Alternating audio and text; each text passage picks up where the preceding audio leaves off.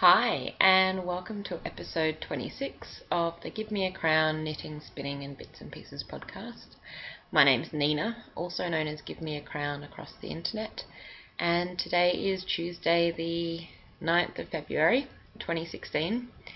So if you are a returning viewer, you know that I would normally be recording on a Monday, but today's Tuesday.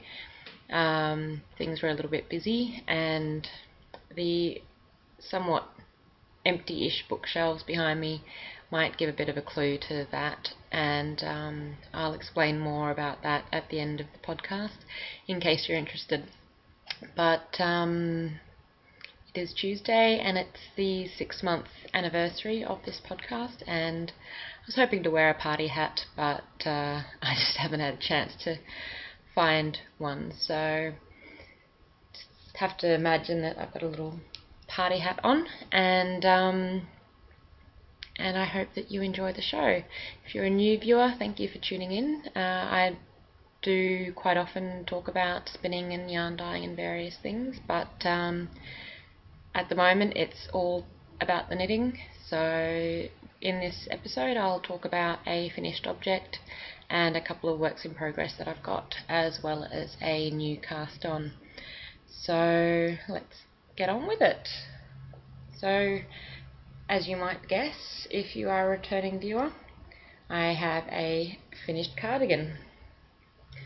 So, in the last week, I've done the second sleeve. Can't remember which one it was, but one of them, possibly that one. Yeah, I think it was that one.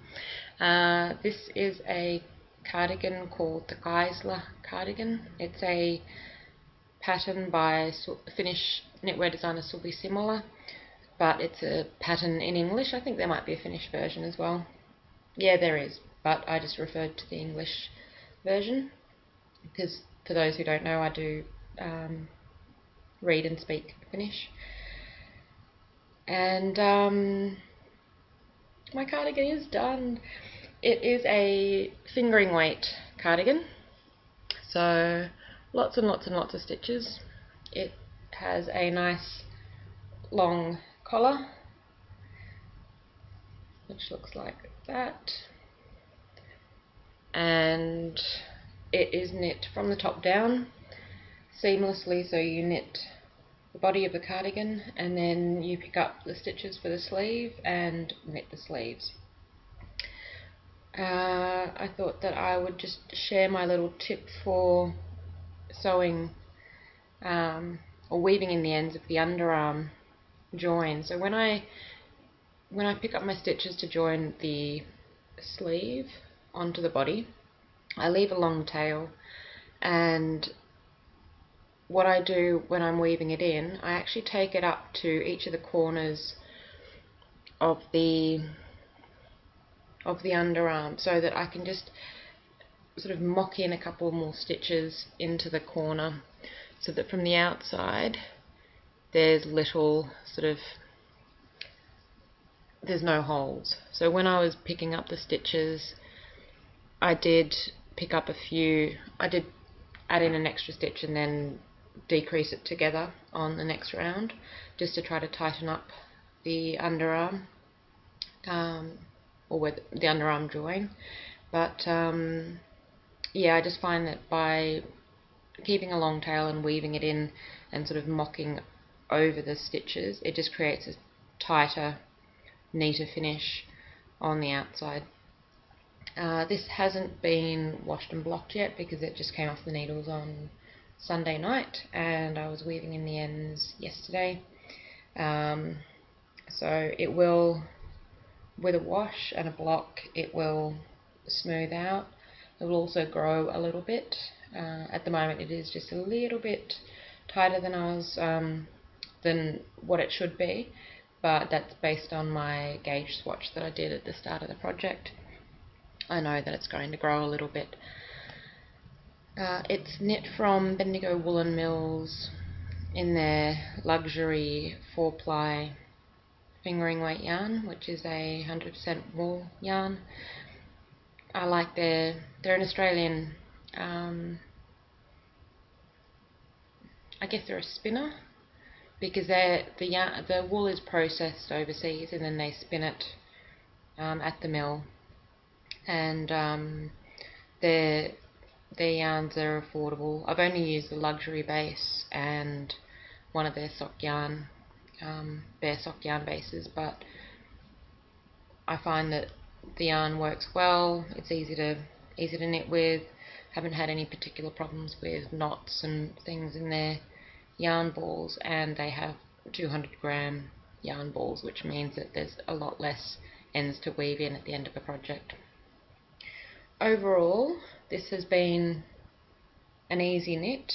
The instructions were very clear in the pattern, and it just took a lot of time, and I knew that, but I was still kind of hoping that it would somehow just fly off the needles, but it did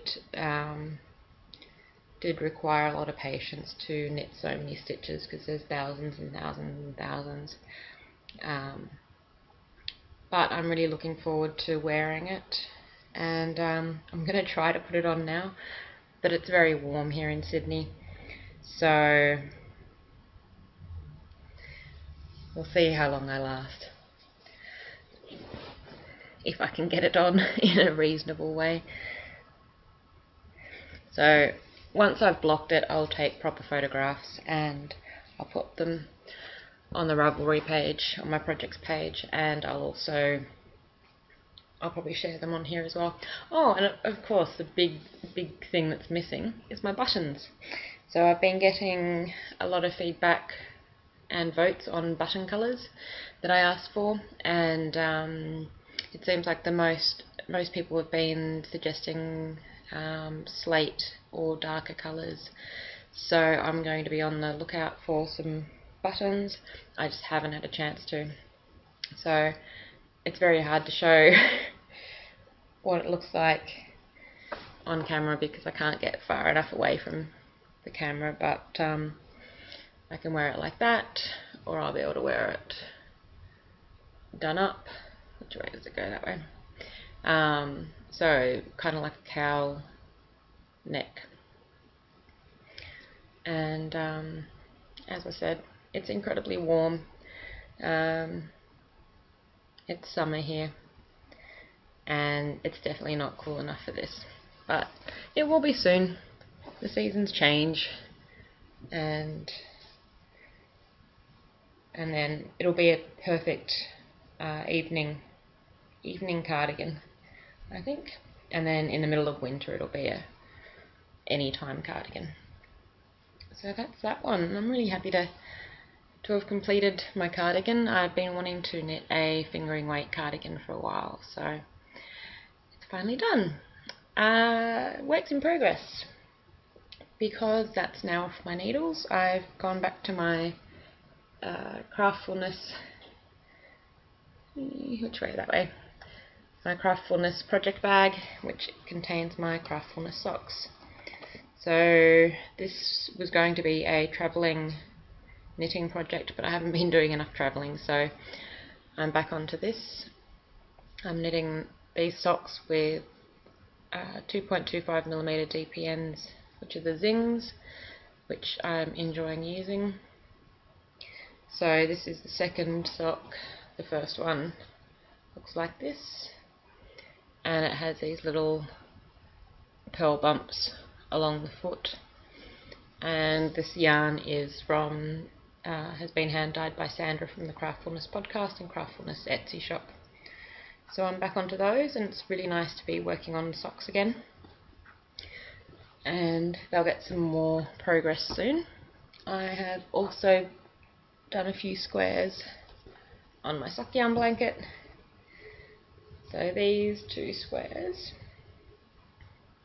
So I think last week I had started this blue square, which is from a mini from the Rosehip Island Etsy shop, and this green one is another one from the Rosehip Island Etsy shop. So it's one of the sock yarn bases, and I think I've got one more mini to go, which will go here, and then I'm finally getting back into a bit of a rectangle because for a while I was going off in all sorts of different directions, but my blanket is now looking like this. So that is going to get some more work done on it soon. I've also got a whole bunch of other minis that need to go into it.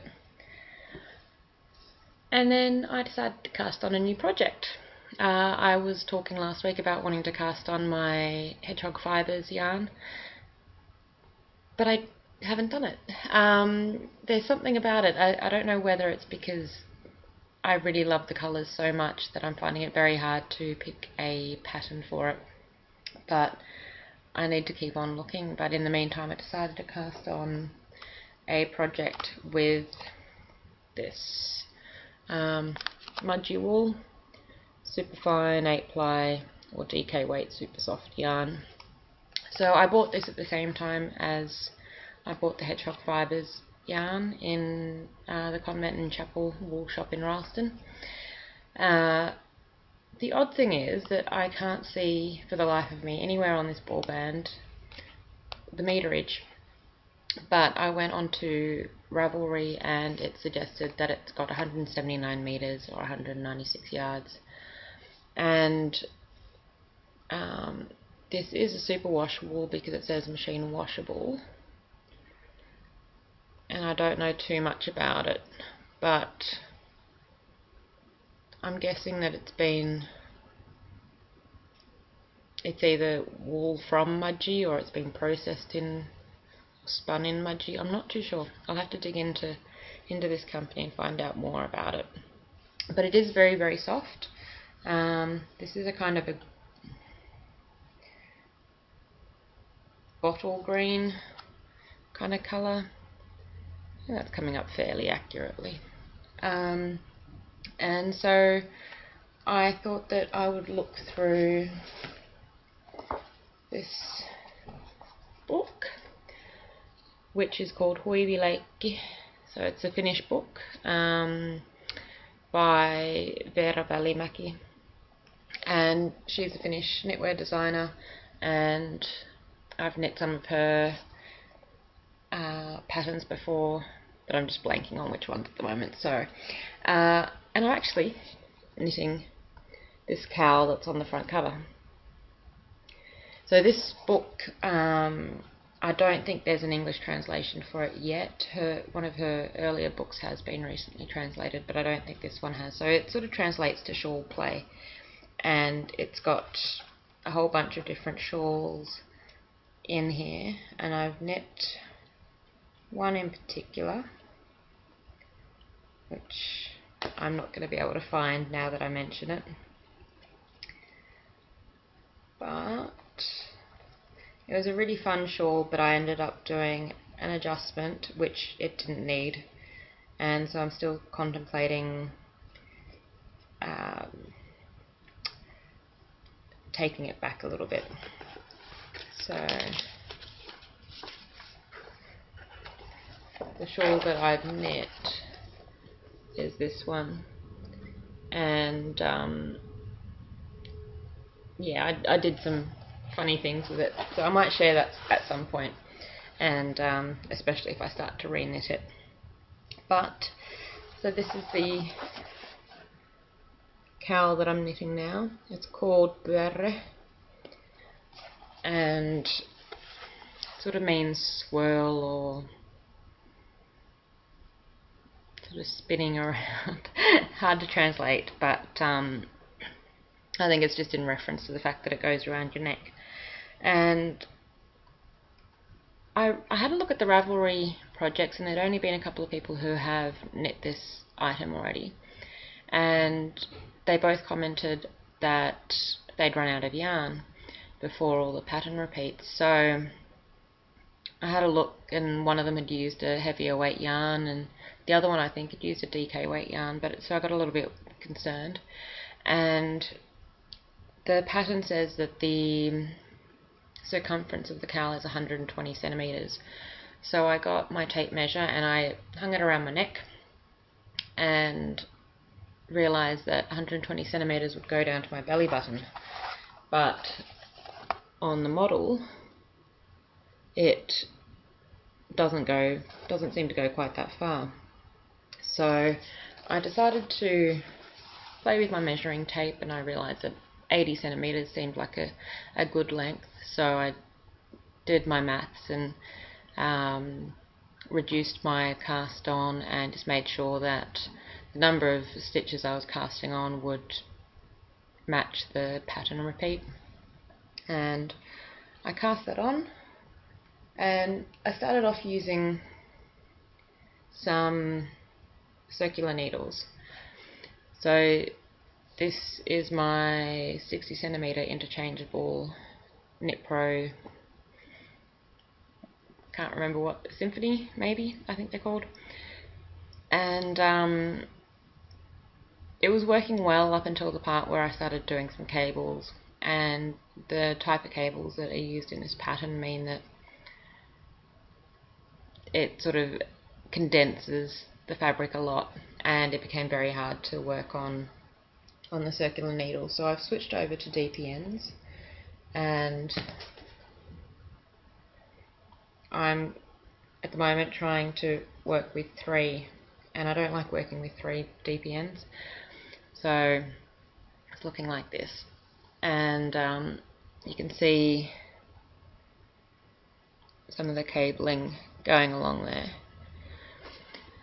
So I might end up switching this over to 4 DPNs because I just find it is more balanced when I'm knitting with it. But the yarn is knitting up nicely, it feels nice and squishy, and it looks tiny like that.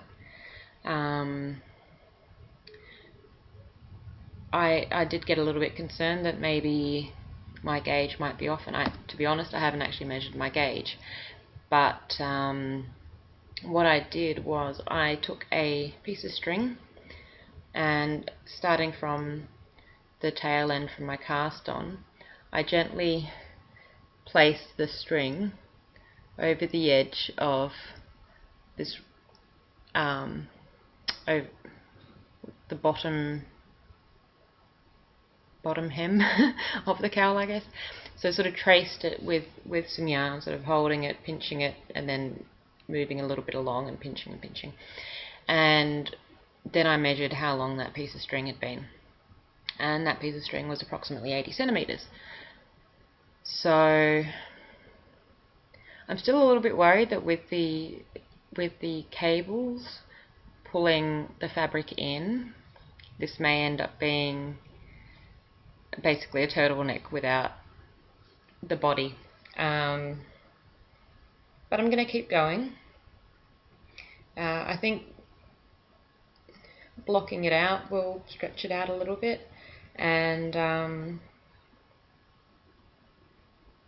yeah, I'm a little bit unsure at the moment, as you can tell, but I should be able to, I might, once I get a little bit further into it, I might actually switch over to a longer cable and magic loop it. Maybe that's what I should do, because then I can try on the fit a bit better. But I'm curious, this is now the second project in a row that I have struggled with the length of my interchangeable needles, because I was knitting the Pop Fizzle hat recently, and I don't have 40 centimetre needles, or I do, but I think they're all sort of retro knitting needles that aren't very easy to work with. So for smaller circumferences, do you magic loop, or do you use double point needles, or do you have fixed circulars or short tip interchangeables? Or I'd be interested to know what you do, because I am thinking about getting myself a set of short tipped interchangeables, but I don't know whether that might be going a bit too far, and that might still limit me. So maybe I should just buy some fixed circulars in the sizes that I need. But I'd be interested to know how you tackle those sorts of projects. And I think that's about it with my knitting. So I'll go on to a bit of chatter. if you're not interested, then thank you very much for watching. Please pop by the Ravelry group and say hello or comment in the episode thread. I'd love to hear about your knitting needle experience with circulars or DPNs for small circumferences. But you can just pop by and say hello and talk about what you're working on if you'd like. But for those who are interested in this emptiness behind me, it's because I am doing a bit of a tree change. So I've been given the opportunity to go and house sit for 6 months, and so I'm sort of uprooting myself. It's been on the cards for a couple of months now, or no, maybe not that long, maybe a month and a half, and I've sort of been slowly trying to get used to the idea, but it's now becoming a bit more of a reality. So yesterday I had one load of things disappear from my apartment, and I think that there's no strict timeline for when this is all happening, but it's probably in the next month to a month and a half that I need to get packed up and headed off. It's going to be a big adventure because I've lived here in the middle of Sydney for a very, very long time. I'm used to cycling around and walking, and never owned a car, and the idea of living in a small town and having to rely on a car is something I'm not entirely comfortable with, but I guess I'm going to have to get used to it. But getting the chance to house sit means that I can sort of try it out and see how it feels. I do like the idea of having a lot of space, about watching kangaroos hopping over the hills, and then there's a possibility of snow. The town where I'm going to be staying had snow on a couple of days last winter, so I don't know what that does for the driving, because I mean, I've been in cars driving in the snow in Finland, but they have special tyres, and Australian cars don't change their tyres over during the winter because it's not that common to have icy roads. But it's going to be a learning experience. So I'm in the middle of boxes and trying to get some DIY things done. I've got dozens of paint swatches that I've been staring at to do some fixes and taking things off the walls and everything. So at the moment everything's a little bit chaotic. My Etsy shop will stay open while this whole thing's going on, up until the point where I'm unable to ship orders because they're in one place and I'm in another or something, because I don't know quite when everything's going to be moved at the moment, but I will keep the Etsy shop open as long as possible, so you can place orders, and I will continue to ship them within 2 days, usually same day or the next day. And I just won't be able to put new items up there, I don't think, up until the move is done. But once I get moved, then I'm going to have a lot more space to make things, so it's going to be a lot easier for me to have my projects running and get stuff happening, and it'll be nice. It just means that I'm also going to have a bit of a harder time sourcing fabrics and things, and I just have to be a bit more prepared, because at the moment if I'm missing something, I can just walk to the shop and everything's right there, whereas when you're in a town of a couple of hundred people, it's, I guess you can get a loaf of bread if you need it, but that's about it. So life will be different, but I like the idea of living in the country, but it's just going to take a bit of getting used to, so it'll be fun. It might only be for 6 months, it might be for longer, but yeah. So I will probably share a little bit more about that as I go along, and no doubt I'll share some of my surrounds once I get moved, but the podcast may be a little bit sporadic over the next month or month and a half.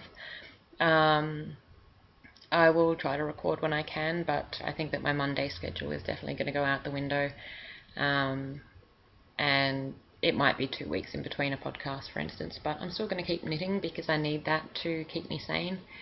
So while I am busy sort of getting organised and moving and shifting things and fixing and all that kind of stuff, I always make sure that in my evenings I still get to knit. So I will definitely have things to share with you when I podcast next, but yeah, it might be a few weeks until the next episode. So I hope that you're all well. I hope that your lives are a little bit less chaotic and up in the air than what mine is at the moment. But I hope that you're getting lots of knitting time, and I'll see you soon.